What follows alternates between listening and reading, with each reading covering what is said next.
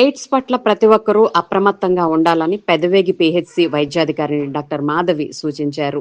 మంగళవారం ఆశా డే సందర్భంగా ఆరోగ్య కేంద్రంలో ఏఎన్ఎం ఆశా కార్యకర్తలతో సమావేశం నిర్వహించారు.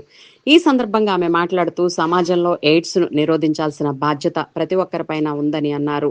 అలాగే ఎయిడ్స్ వ్యాపించకుండా ఉండడానికి కొన్ని జాగ్రత్తలు పాటించినట్లయితే దానిని అరికట్టడానికి అవకాశం ఉంటుందని ఈ సందర్భంగా ఆమె తెలిపారు.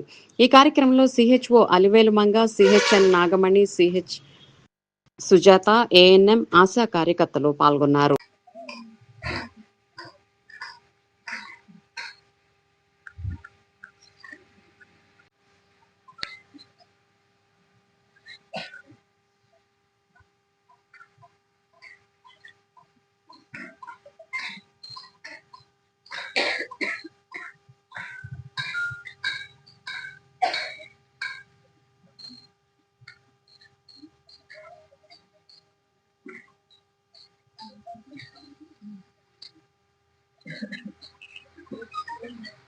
మెయిన్ థీమ్ వచ్చేసి హెచ్ఐవి ఎయిడ్స్ ట్రాన్స్మిషన్ గురించి అండి. దాని ద్వారా ఎట్లా ట్రాన్స్ఫర్ అవుతుంది, బ్లడ్ రిలేటెడ్ ఇష్యూస్ ఇవన్నీ గురించి మాట్లాడుకుంటున్నాము.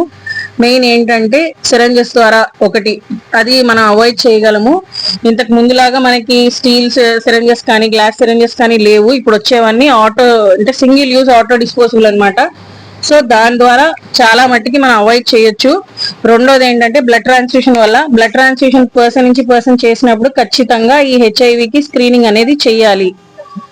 అది చేయడం వల్ల ఏంటంటే మనం ప్రికాషనరీగా ట్రాన్స్ఫర్ అవ్వకుండా చూసుకోవచ్చు. మూడోది ఏంటంటే మదర్ నుంచి బేబీకి అట్లాంటి దాంట్లో కూడా మనం ముందు స్క్రీనింగ్ చేసుకొని ఇన్ కేస్ పాజిటివ్ కేసెస్ కి అయితే తీసుకోవాల్సిన జాగ్రత్తలు అంటే నార్మల్ డెలివరీ అవాయిడ్ చేసి సిజేరియన్ చేయడం, తర్వాత ఒకవేళ ఇన్ కేస్ ఉన్న వాళ్ళకి డాప్స్ ప్రిస్క్రైబ్ చేయడం, ఇవన్నీ మనం ఫాలో అవ్వాలి. సో దాని ద్వారా ఏంటంటే ట్రాన్స్మిషన్ అనేది మనం అవాయిడ్ చేయగలం.